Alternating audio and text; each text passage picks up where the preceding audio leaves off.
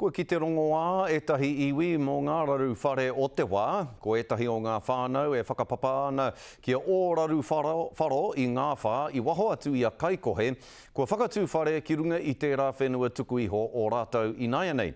E noho tauira ana tēnei papakainga ki ngā iwi o ngā puhi, ara o te whakatū whare ki runga whenua tūpuna hei rongoā mō ngā raru pēnei i te kāinga koretanga.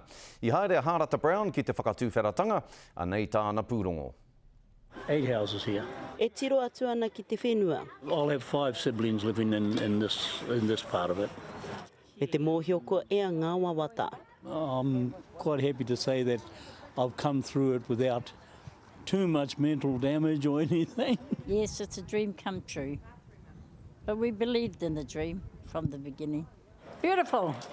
Come in. Hei te pōnei, hei tā te tuahine o Ivan, ka nuku mai ia ki tēnei tōna whare hau. We're all going to have a sleepover because these 4 houses are all signed off. Yeah, so we're going to sort of have a sleepover in these 4 houses. He mea hanga tēnei papakainga e te tarahiti o ōraru wharo me te puni kōkiri. E whitu te kaupai heneti o ngā whare rēti ka utua e te puni kōkiri, toru te kaupai heneti mā te tarahiti ano e utu mā te nama kāinga whenua.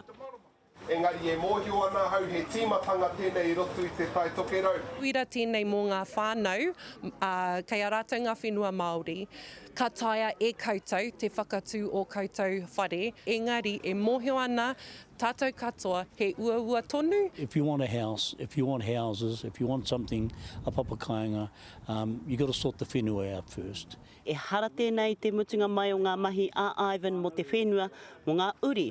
E whakapapa nei ki tēnei whenua mā roto i a hita te hāra o ngā tirangi. 10 houses in stage 1, and then we'll move on to our second stage, which will be 5 more houses. Stage 2, which includes 5 more homes, and those homes we will probably look at home ownership for our younger people.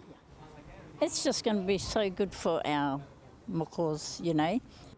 E mana ai te kōrero, toitu te whenua.